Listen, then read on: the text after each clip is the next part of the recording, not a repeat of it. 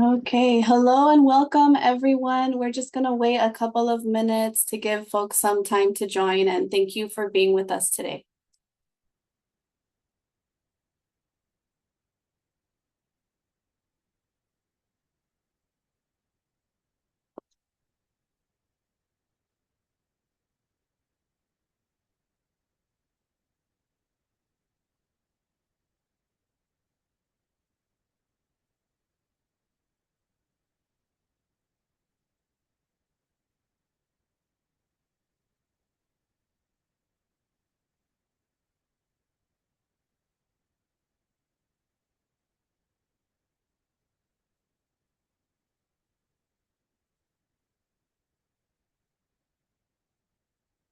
Okay, hello everyone. Thank you all for joining us today. My name is Julie Aguilar, and I'm a research analyst at the Terner Center for Housing Innovation.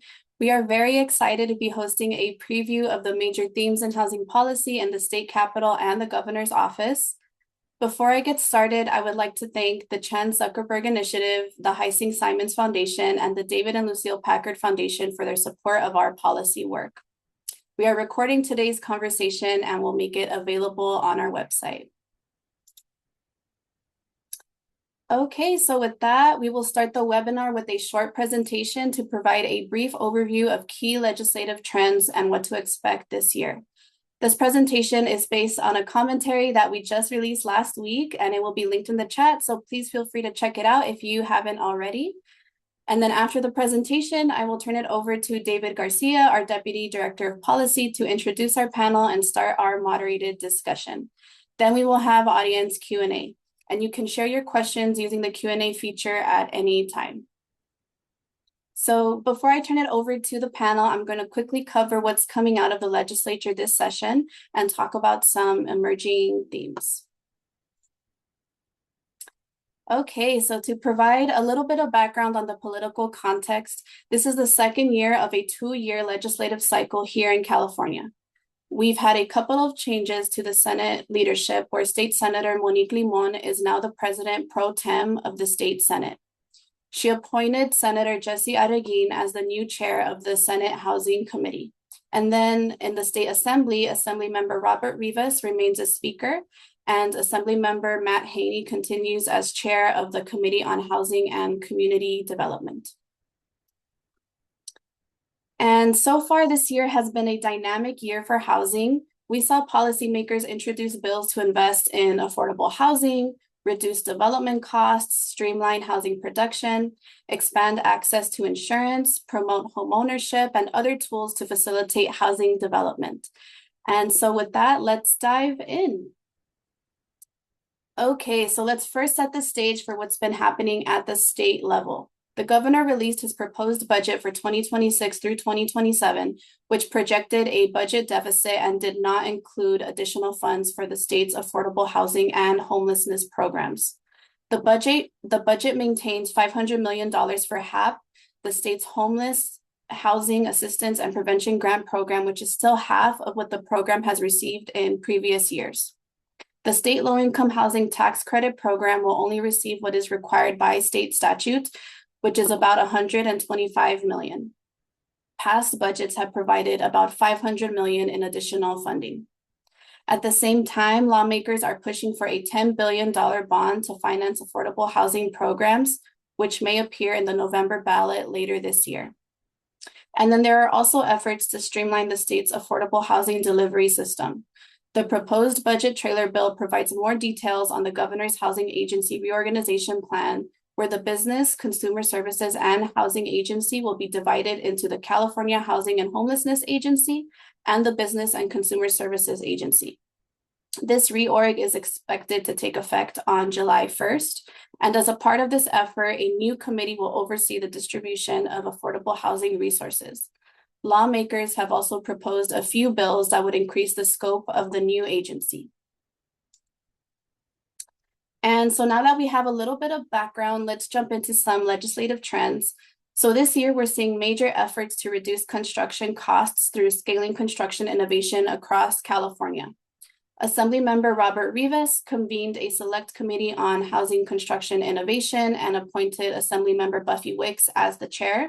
And part of the committee's charge is to understand how the state could play a role in reducing barriers that prevent promising innovative construction methods from achieving scale. We at the Terner Center did some research on different strategies to scale innovative construction methods in California. This effort overall has led to a handful of bills, one of them being AB 1815, which would prohibit localities from imposing standards that are stricter than the state code for factory-built housing. Then there are bills that would lower construction costs. SB 328 would limit hazardous waste remediation fees for certain projects. AB 2748 would exempt affordable housing from being EV charger ready in an attempt to make affordable housing less costly to build while balancing environmental standards. AB 2252 would require HCD to research and propose standards to allow buildings with 6 stories or less to be built with a single staircase.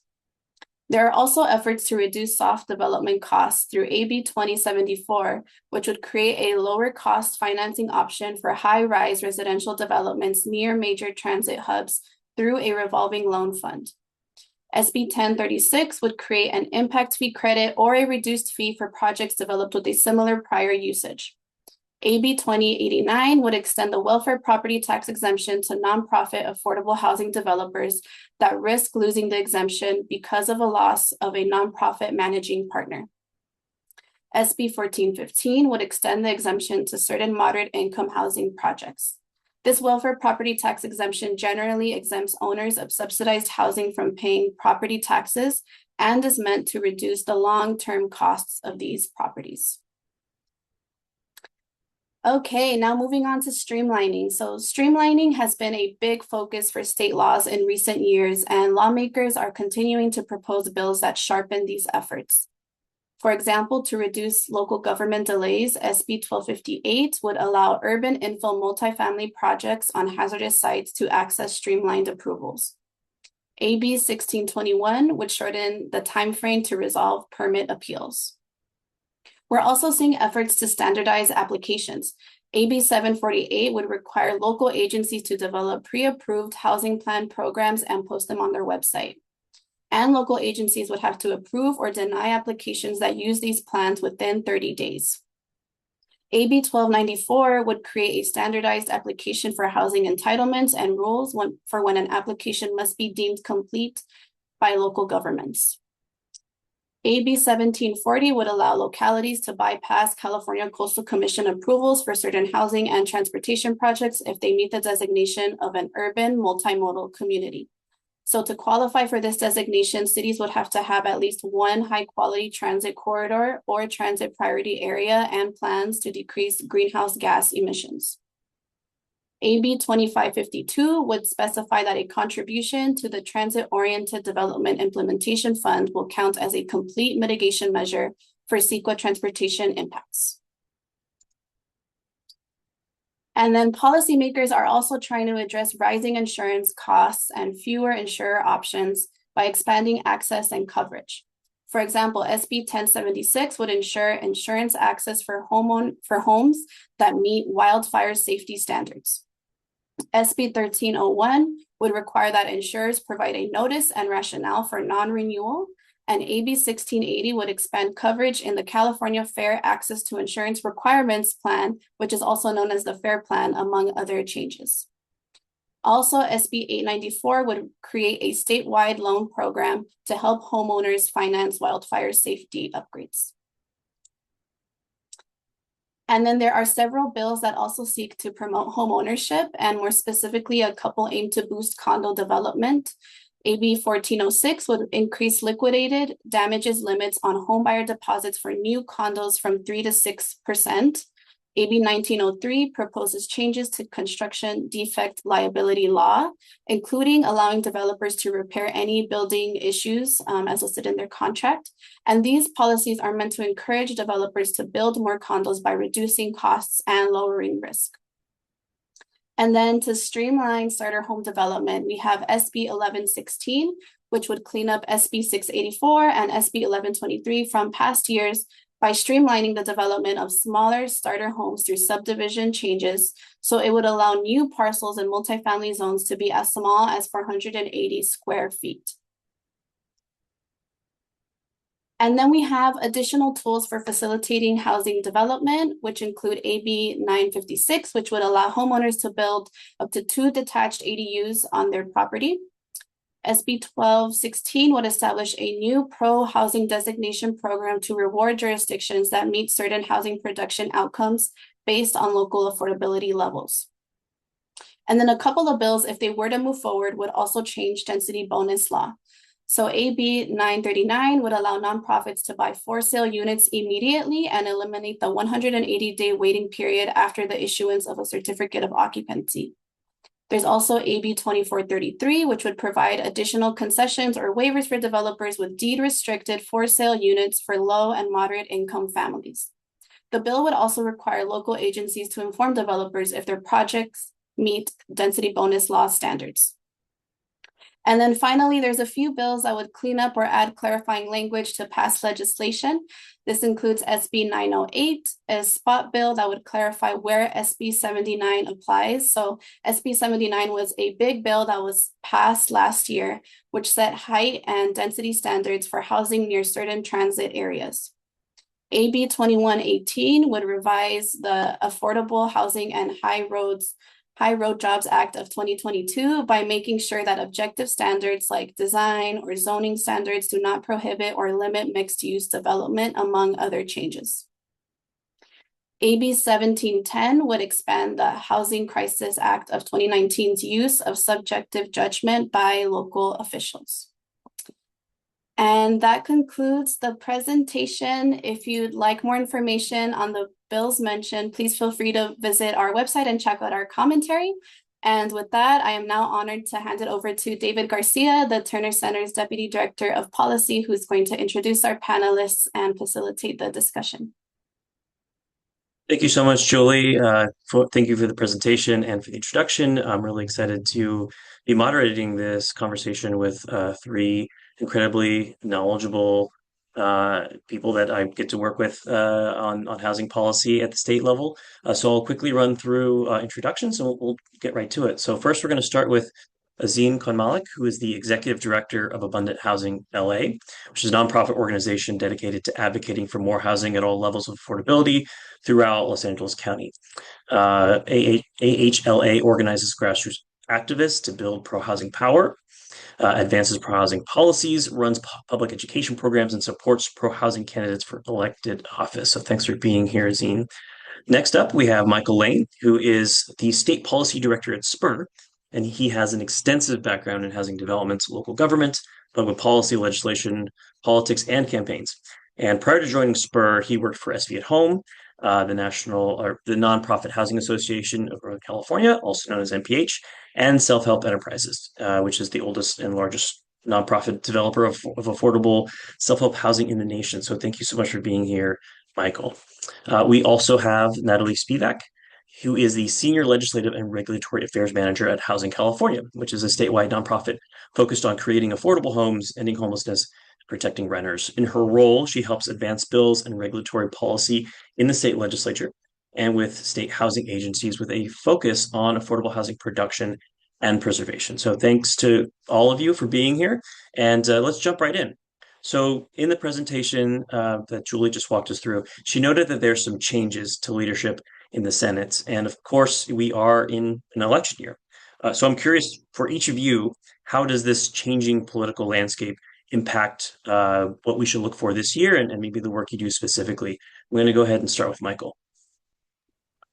Great. Well, thank you, David, and thanks to the Terner Center and you and Julie for providing that legislative preview. I think it's really important because we have a lot of bills to digest, another big year for housing. It really helps with all these bill numbers flying around to have a resource there to refer to. I think there's still tremendous appetite in the legislature to address housing, still tremendous pressure from their constituents to do so, particularly with the nexus between our ability to produce housing and to maintain growth in our state and for our businesses to thrive. It's going to be a key issue. We've got strong leadership in both of our housing committees, and I think both houses are really willing to roll up their sleeves and get to work. I would say Over the past decade, we've had tremendous breakthroughs, as you know, in terms of upzoning and getting properly zoned sites for housing, and then housing approval streamlining. But as you noted in your preview, there is a real pivot now, I think, to construction costs and how we can get those down. And there's an effort also, I think, on affordable home ownership. And so I also just wanted to call out the tremendous leadership of Assemblymember Buffy Wicks, who had convened this Housing Construction Innovation Select Committee, had a series of hearings, and Assemblymember Wicks, as you know, has traveled with contingents to Sweden, Idaho, other places to look at factory-built housing and how we can make sure we have the tools in place and the codes and the practices in California to really to create housing at scale with these new innovative methods that can reduce time and cost. And in terms of home ownership, Julie also mentioned this in her presentation, a real effort to get affordable home ownership through condominiums. We're hearing many of our big city mayors who would like to see this type of a product in their downtowns to revitalize the downtowns as a key strategy.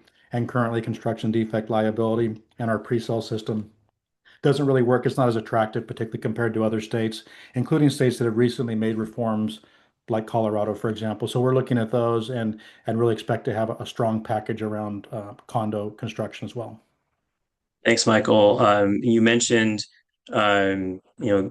a specific focus on the cost to build new homes. I want to circle back to that because that seems to be a real cornerstone of the legislature this year. But Natalie, I want to turn to you. And the same question. Again, it's election year, some shifting politics in the Capitol. How has that changed the way you're approaching this legislative session?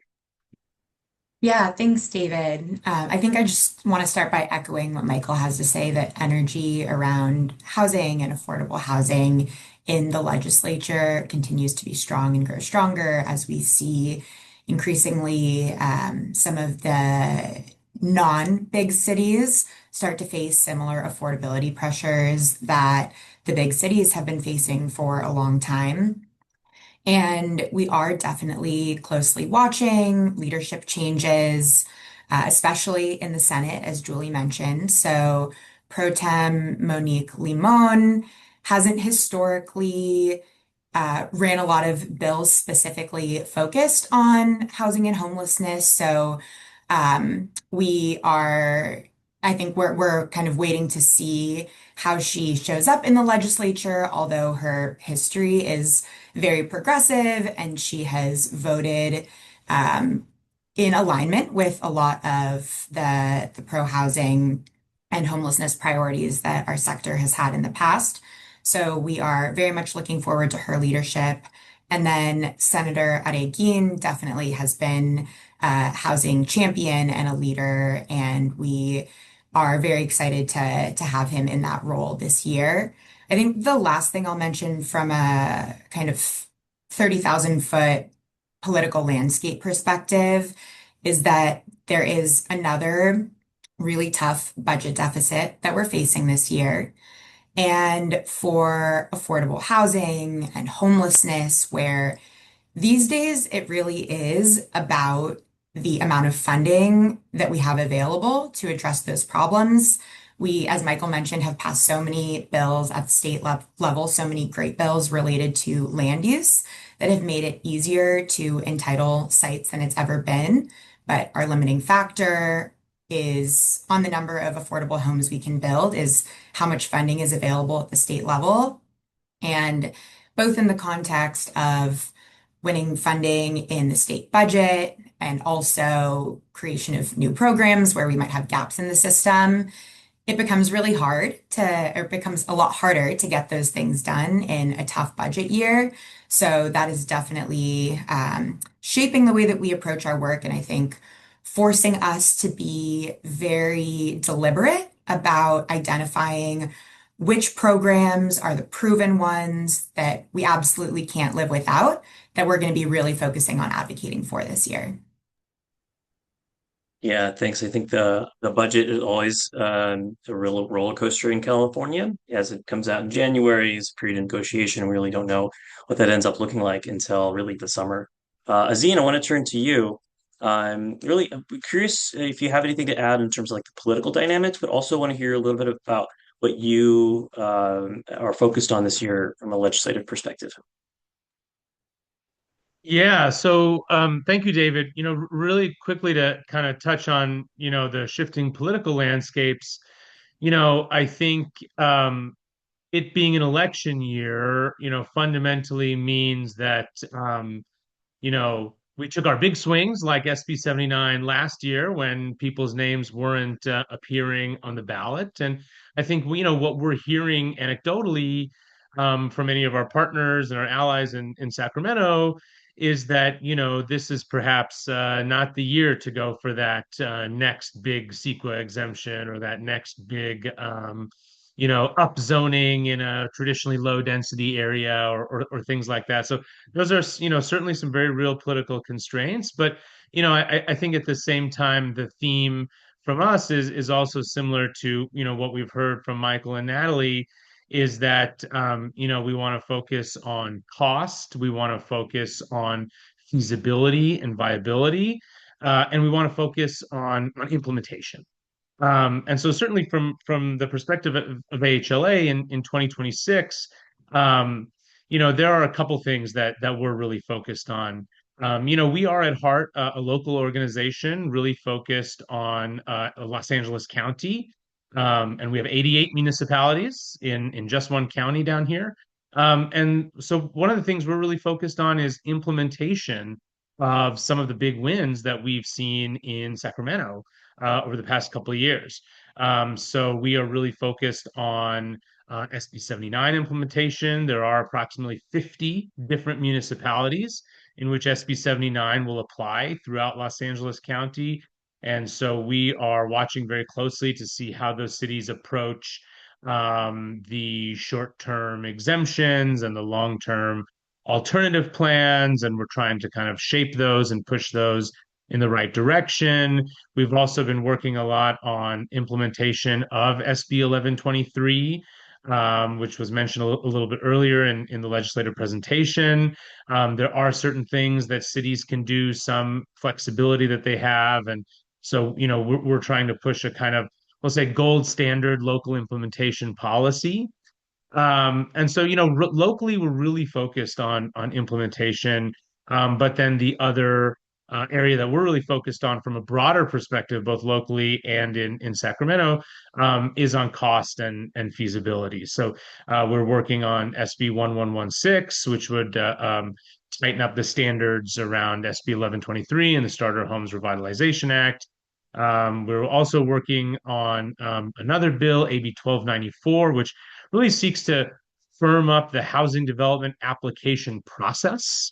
One of the things that we've really seen in LA County is one of the last places where a lot of, let's say, bad actor jurisdictions can really impact or slow down the housing development process is in the application itself, requiring all manner of things that really shouldn't be required until much later in the process, sometimes 3, 4, 5, 6 month long processes just for a project to be deemed complete. And so we're working on some legislation to bring a little bit more order and tightness around the housing development application process. We're also working on some stuff on single stair design buildings and as a method to really control construction costs. But the other really big theme for us on cost this year is transfer taxes. As you all may know or may not know, about 20 some odd cities across the state have some sort of real estate or documentary transfer tax.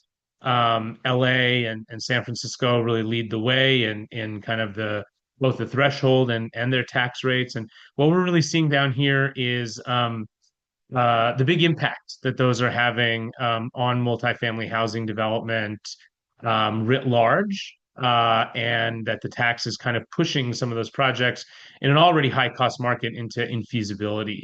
And so approaching that discussion, seeing where we can land and how we can reduce the impact of those documented transfer taxes while retaining the critical revenue that they do bring in is a really big theme for us this year, especially on that cost containment bucket. Yeah, thanks, Azeen. And I know transfer taxes are going to be a big issue potentially on the ballot and obviously in Los Angeles as well this year. I want to maybe get back to that a little bit, but I also want to, ask Natalie about this effort that Julie alluded to really consolidate some of our state housing agencies and programs into one of single entity, the California State Housing Agency.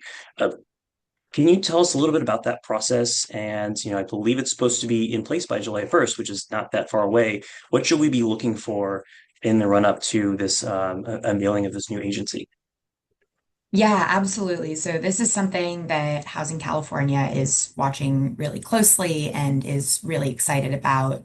But essentially what's happening, and this was put forth in last year's housing trailer bill, is a splitting of what is currently the Business Consumer Services and Housing Agency.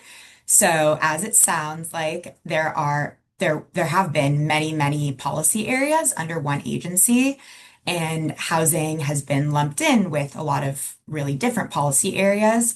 So what will be happening is the housing piece will be split off from the business and consumer services piece, and starting July 1st, there will be a new California Housing and Homelessness Agency that will be singularly focusing on those issues for the first time. And that presents really big opportunities both on the affordable housing production and homelessness sides. So, on the affordable housing side, it's a really exciting chance to streamline the affordable housing finance system. Terner has done research on the fragmentation of the affordable housing finance system and found that each additional public funding source that developers layer on adds an additional $20,000 in cost per unit.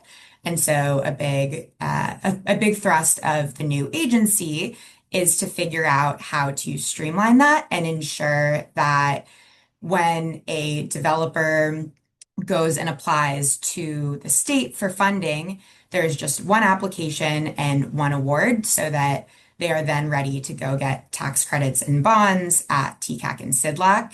And so there will be a new single awarding application and awarding agency at the Housing and Homelessness Agency called the Housing Development and Finance Committee, or HDFC.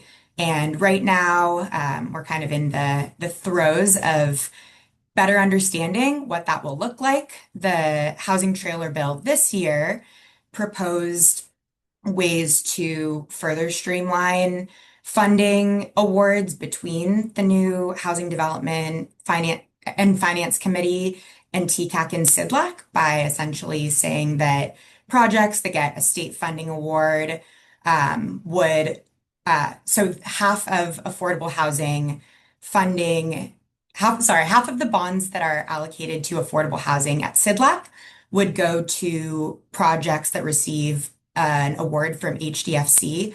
And the goal of that is to eliminate the costly delays that developers face when they receive a state funding award and then have to apply often multiple times to TCAC and SIDLAC for tax credits and bonds. So we're watching that very closely. There are also really big opportunities on the homelessness side. Right now, homelessness programs are run by various agencies across the state. So we're thinking about how the new agency can be an opportunity to bring more homelessness programs under one roof to increase coordination, and also what the opportunities are to better integrate housing capital and homelessness services dollars at the state level, because right now those are separate. A developer has to get their capital award from the state and then piece together homelessness services funding, which has its own layers of complication. So again, just thinking about ways to better streamline and better coordinate the dollars that we have at the state level. Yeah, that's definitely something we are tracking and are interested in. And thank you for the plug for our research. We'll see if we can drop that in the chat on the extra cost that this fragmentation that we've had historically have put onto affordable housing, which kind of leads back to an issue that I think I've heard pretty much everyone mention here, which is the cost to build new homes. I think we've passed almost every kind of zoning reform there is that there is to be passed. and it seems like now there's less interest in the capital in doing more, say, zoning or land use specific bills, and more on bringing down the cost to build new homes. But it's not really easy to do. Not that zoning reform is easy to do, but I'm curious how each of you are approaching this topic and how you have found legislators to be really engaged in this specifically. Michael, you mentioned Assemblymember Wicks and her efforts with the select committee on industrialized construction. So I'm curious, in addition to efforts like that, what are the other uh, legislative vehicles you see moving forward that can help bring down cost? Sure. And obviously, there are some cost drivers that are outside the control of policy, interest rates, business cycle, tariffs, those kind of, at least the, local state policy. But there are things that we can do, and legislators are really interested in what are local agencies and state agencies driving in terms of costs. And so I would just pick out a few of our efforts, particularly with Senator Grayson, who's been really interested in transparency and guardrails around development impact fees. And we're continuing to work with him, and also what we call on-site and off-site improvements. As part of the housing element process, HCD actually considers those as potential governmental constraints, the requirements to provide new traffic signals and all kinds of other infrastructure around or adjacent to a housing development site, in some cases even beyond health and safety and those types of requirements. We'd like to get a better sense of what those are. In some cases, those improvements can be more expensive than the entire, fee stack that you're looking at, depending on what they are. And so, given the fact that it's hard for HCD to really have a view into what's happening there at the local level, project by project, we're trying to create a system similar to what we did under AB 1820 for transparency and notification of development impact fees, also around those on-site and off-site requirements, and try to avoid the late hits that come in after you already have broken ground and you're hearing about a new study that's necessary or additional improvements that may be required for a project. And then the other thing kind of builds on some legislation from last year, which was actually an amendment to AB 2011 around redevelopment of existing sites with existing units or existing uses, and to make sure you get credit for the infrastructure that was already provided on that previous use, and that you're only paying for the new impacts. We certainly think housing development should pay for its impacts, but it should be those that are directly related to that development, and that some jurisdictions follow that practice, others not so much. So we're trying to create some transparency around that. And then another issue that we're particularly interested in is the ability to be able to remediate existing brownfield sites for housing. We're not proposing to change any of those requirements in terms of how they're cleaned up and agency oversight, but we are asking for a change in the process so that it really aligns with what lenders are willing to do in terms of making the cleanup part of a construction loan and then part of the work that's done on the site prior to development. And the reality that some mitigations require a building to be in place, um, for intrusion barriers, those kinds of things for underground types of vapors that may be potentially on the site. The vapor intrusion barrier kind of that process and that mechanism requires the building to be built and to be inspected. And our laws don't really currently address what really happens on the ground in terms of practice. So as a result, it's still more expensive to build on these brownfield sites. Many developers either avoid them or they're just capped, and then we're not really cleaning up the site and potentially, grinding kind of groundwater threats, et cetera, that might be there. It would benefit the community for them to be cleaned up, and then for us to be able to build housing on those sites. So we've got a bill that would address that, and then also exorbitant fees that have been a cap was removed on the generation handling fee from the Department of Toxic Substance Control a few years ago, which has made many projects infeasible in terms of the cost, not to clean up the site, but even just for the DTSC oversight of the site and the removal of any contaminated soil. So a little bit of a technical issue, but we think it's really important if we're going to do infill housing and try to limit the amount of sprawl on the urban fringe. We need to make it as friendly and cost effective as possible to use and recycle these infill sites. Thanks, Michael. So it actually sounds like there's a lot we could be doing around cost. So thank you for kind of running that down. Azeen, anything you mentioned the cost of building as well. I'm curious if there's any things in addition to what Michael laid out that you are particularly interested in on the cost side. Yeah, I think one of the interesting things that we've spent some time thinking about last year and now this year is this issue of single stair or single egress buildings, which I feel like, is this kind of nerdy architectural topic that is hard to get people excited about sometimes. But the United States is unique in that we generally require two means of egress or two stairwells in most buildings above 3 stories, and in Canada and Europe and Japan and Singapore, we see 8, 10, 12-story buildings with one stairwell. And most studies have shown that there's no real additional benefit to safety or anything else.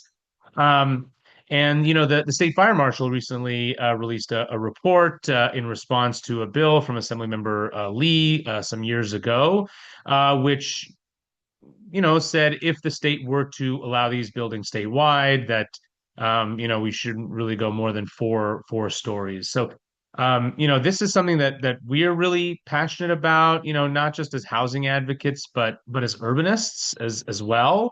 We see the dual stairwell or dual egress buildings not just adding cost, but really negatively impacting our public realm as well, right? Leading to dark, cramped units, poor street design. And so we really see this as an opportunity for a win-win-win, right? Where we can get better units at a lower cost with better street fronting design and a better public realm as well. So we're working with Assemblymember Lee and a coalition of other organizations to see if we can kind of go beyond that limited vision of a 4-story single egress building, and perhaps allow some flexibility for cities to experiment in different ways with different standards and different requirements. I feel like it's not that often that you hear an organization like mine really support local control, but here we are. But definitely a lot of issues around cost and feasibility out there, but I think that's an interesting one that we're really excited about advancing in 2026. Thanks, Azeen. And one thing I'll note is California is actually kind of behind the curve in terms of examining building codes for single stairs. I know North Carolina has looked at this. Washington State has passed this as well. So there's definitely some examples to go by for California. Natalie, I want to turn to you. I want to think about the federal landscape, right? We are talking about California policy, but there's a lot happening in Washington, D.C. that's actually making a lot of the work that we do here in California much harder. And so, as someone who works to advocate for homeless populations, affordable housing specifically, I mean, how are you approaching this year, both from the California legislative perspective, but also dealing with the threats that are coming from the federal side? Yeah, great question. And first, I can start by talking about some of the threats, and then I also want to make sure to talk about opportunities because, whenever we can put a positive spin on things, it's always good to as well. So as you mentioned, yes, we are really worried about a lot of potential changes at the federal level, especially around homelessness. So there are proposed changes to the way that continuums of care, which are our local homelessness response systems, are funded, that would dramatically reduce the amount of money that they could spend on permanent supportive housing.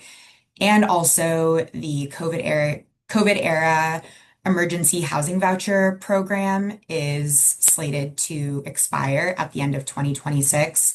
So that's kind of creating the perfect storm where around 40,000 Californians who we previously got housed, were unhoused and we got housed, are at risk of becoming homeless again, which would be an absolute disaster. And so we really are thinking about what the state can do to prevent against some of the worst of that materializing.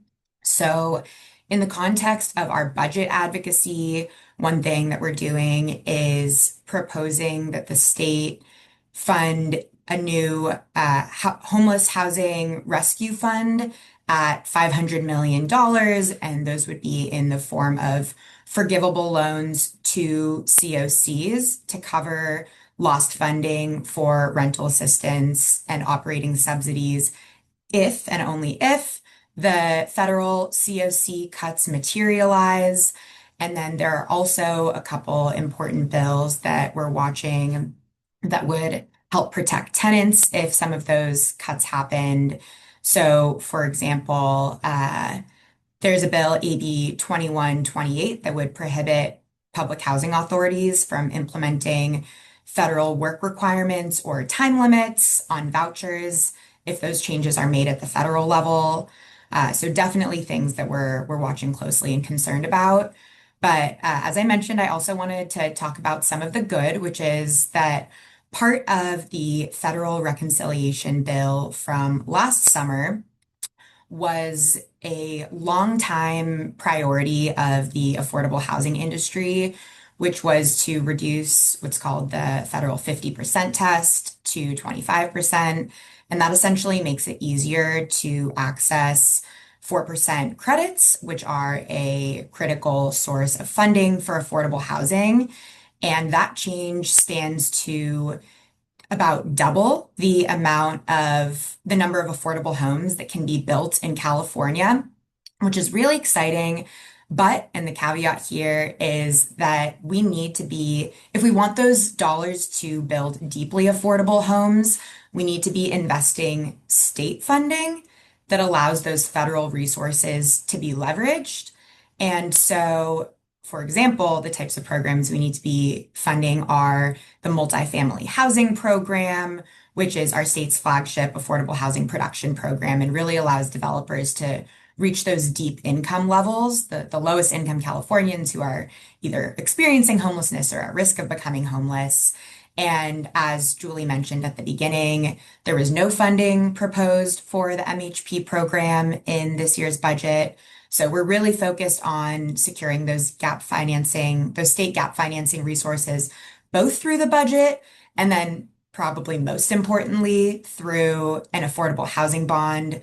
Both Assemblymember Wicks and Senator Cabaldon have very similar vehicles for a $10 billion affordable housing bond that would fund production and preservation of affordable housing, affordable home ownership opportunities, farm worker and tribal housing, and that needs to get through the legislature before it would go to the voters on the November ballot.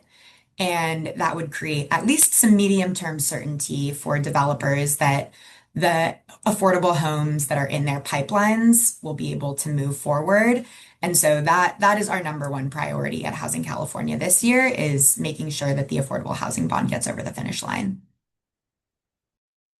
Thanks for that, Natalie. And you mentioned, the potential for voters to be going to the ballot in November to kind of refill our affordable housing coffers. But there's also several other things that we may be asked to weigh in on as voters in November as well that are specific to housing. So I'm curious to each of you. Azeen, you mentioned transfer taxes earlier. There's a potential that there may be something on the statewide ballot there. What are you kind of interested in or engaged in terms of like watching what may or may not move ahead to the ballot? I'll kind of just throw that out to anyone who wants to start. I will. I'm happy to dive in, just because I kind of mentioned it earlier. So, there is this Local Taxpayer Protection Act measure, which has been put forward by the Howard Jarvis Taxpayers Association, which is kind of a redo from a similar measure that we saw a couple years ago that was invalidated at kind of the last minute by the California Supreme Court. That essentially would kind of close the Citizens Initiative loophole in Prop 13, which allows new taxes, new property taxes to be imposed with a majority vote if it arrives on the ballot through a citizens initiative rather than legislatively initiated. And that measure would not only wipe away a wide variety of taxes and fees that are already here, which certainly in the city of LA and the county of LA, many municipalities depend on, but would also make it much, much harder to pass similar taxes and fees in the future. So, we at Abundant Housing LA are extremely concerned about this measure and its potential success. The latest update we have is that the proponents have submitted about 1.3 million signatures, and they need about 800,000 or so to get on the ballot. So we expect the Secretary of State to announce that the measure did indeed qualify for the ballot in the next week or two here. And, perhaps unfortunately, the politics around that measure are now kind of tightly intertwined with the politics around the discussion around transfer tax reform, as the measure backers have really used transfer taxes, and in particular Measure ULA in Los Angeles, as kind of a poster child for why we need this kind of draconian measure. So, we kind of see this throwing the baby out with the bathwater. We'd like to avoid these draconian measures, and see if we can come to some common sense reforms, agreement on common sense reforms as housing advocates, as urbanists, as people who care about the health of our municipal finances. And so, certainly something we're watching very closely, and we're very worried about in November.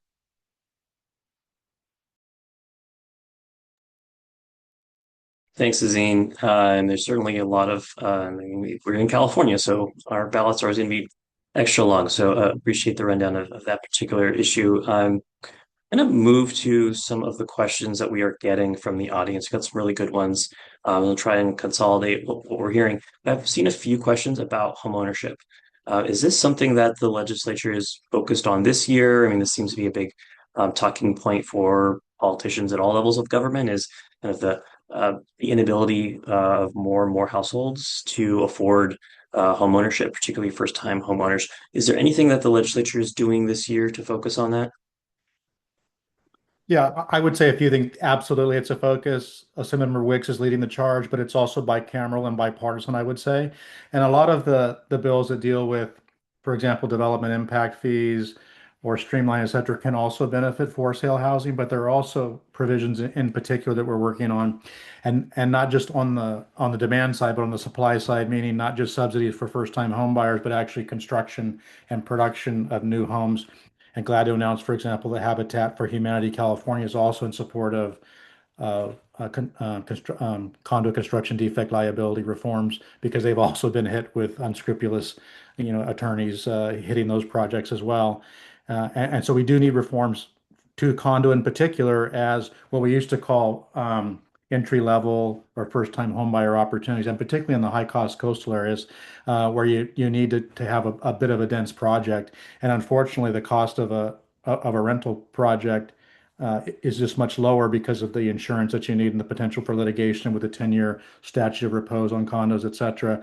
And you may have many architects who won't even touch the product because of the potential for litigation. Same with general contractors and contractors, et cetera. And so we've been looking at models in other states and in the provinces of Ontario and British Columbia, for example, and talking to developers who work in Japan and other places, and why they're able to bring condos on board. And we're only doing, less than 3,000 units of condo buildings per year in California. And so trying to learn from that.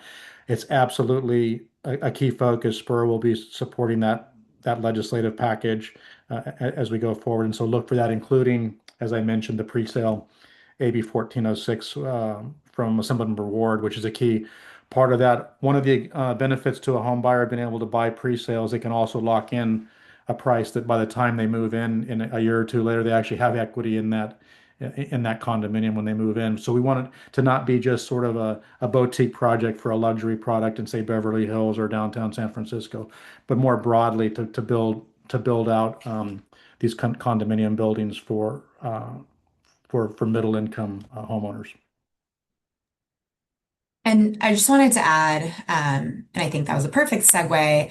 A lot of the bills that Michael just mentioned are really focused on making homeownership more affordable for middle income folks, which is absolutely critical. I think we're seeing across the state that homeownership is becoming out of reach for, larger and larger swaths of Californians, but also making sure that low income people, which we define as people earning less than 80% of area median income, are able to afford homeownership opportunities is really critical too. And there are kind of a couple ways that we're focused on that this year. There is a program called Cal Home at the state level that is the only program that increases the supply of homeownership opportunities that are affordable to low income people, which is a really critical wealth building strategy, a really critical way to close the racial wealth gap. And so in the current iteration of the bond, there's funding that would go to the Cal Home program, and that's also one of the core asks in our budget advocacy this year as well.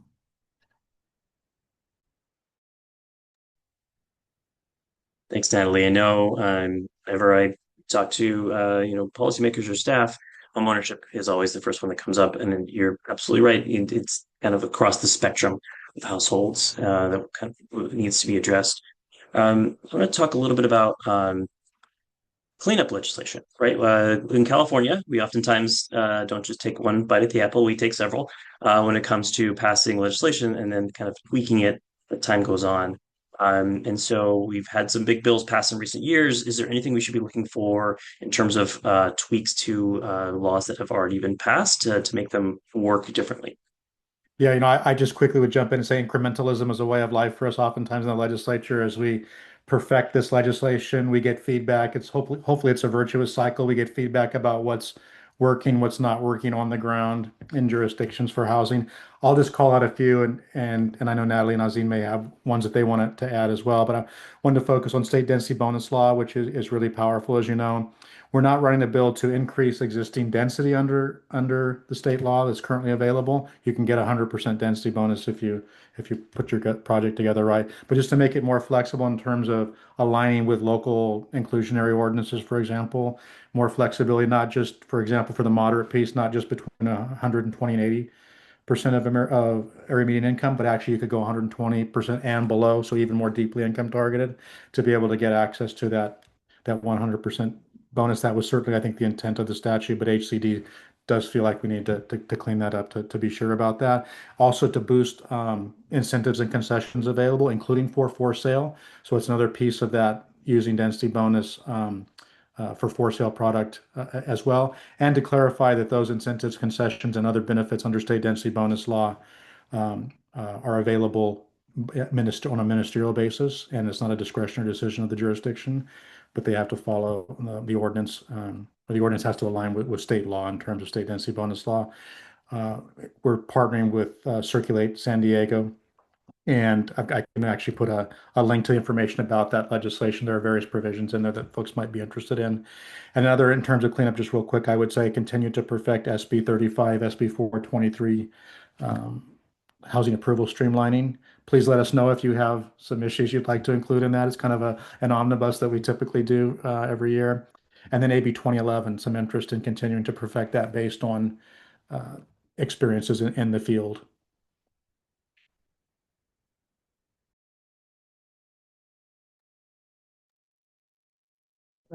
I will just quickly mention again something that was covered in the overview in the beginning, but SB 1116.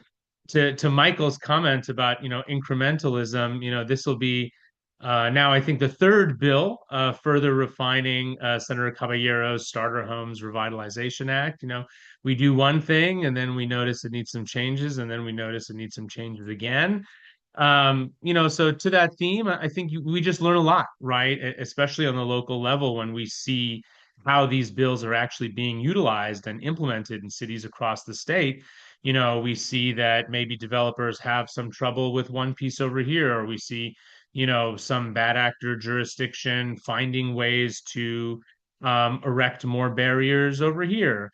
And so we're constantly trying to refine these bills, but so kind of on this theme of incrementalism, cleanup, and home ownership. We're working closely with California YIMBY and really trying to drive home the impact of new starter homes and really provide new opportunities for entry level home ownership to Californians. Thanks, Azeen. Question from the chat. Asking for clarification on the single staircase concept, right? Would this remove the requirement for an elevator, and how does that impact ADA compliance? Right. So for the most part, no, it would not necessarily impact requirements for elevators or any other ADA accessibility features or requirements. simply the number of staircases. We have another question going back to the conversation on transfer taxes. The comment goes, these are critically important funds that are raised through transfer taxes for affordable housing. And so you touched on this a little bit. So Natalie, I'm curious of your take on this as well. But what is the right balance when approaching an issue that, actually does provide a source of critical revenue, but also may have unintended consequences that were not considered when a law was put into place?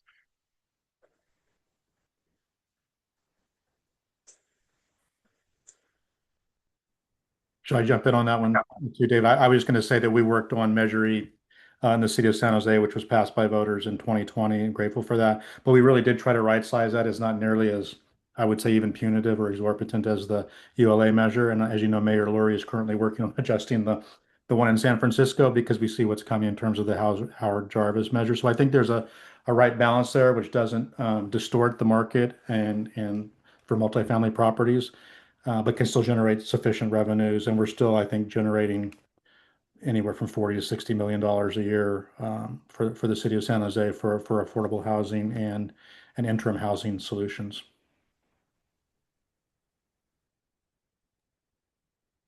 And David, we haven't gotten deeply engaged yet in the conversation down in LA. We likely will weigh in more as things play out, but I'll hold off on answering that question for now.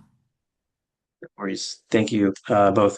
I want to talk a little bit about maybe some bills we haven't discussed. I know we've covered a lot of ground already, but I'm curious if there's anything that we haven't discussed that maybe is under the radar, maybe really technical in nature that you are particularly excited about, but we just haven't had a chance to cover today so far.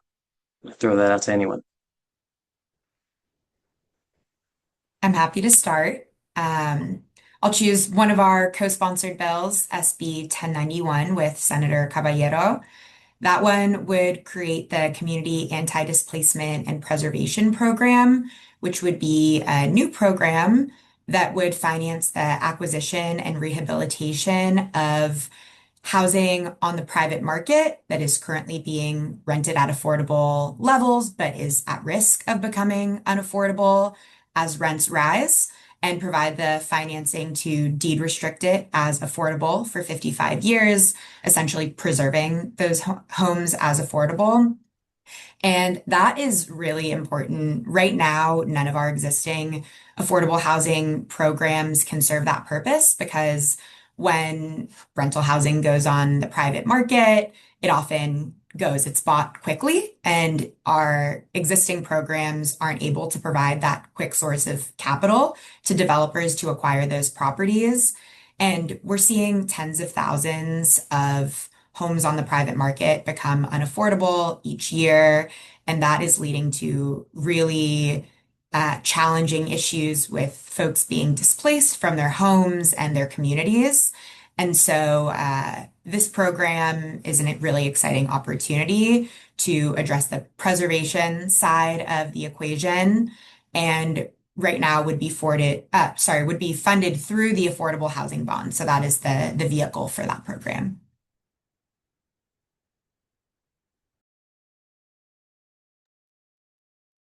And we are almost at time. So I want to take a moment to thank our panelists. Michael had to jump because he's doing double duty. He actually has to join another webinar. So glad he's able to join us when he did. But before we go, I just want to do like a rapid fire to our two remaining panelists. In one word, can you describe how you're feeling about housing policy in California this year?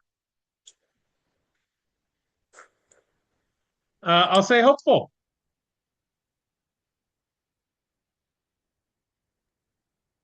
Azeen stole my word, so I will say I feel like you may have, yeah. I'll say excited. Yeah, I think that there are lots of great bills out there and lots of attention to these issues.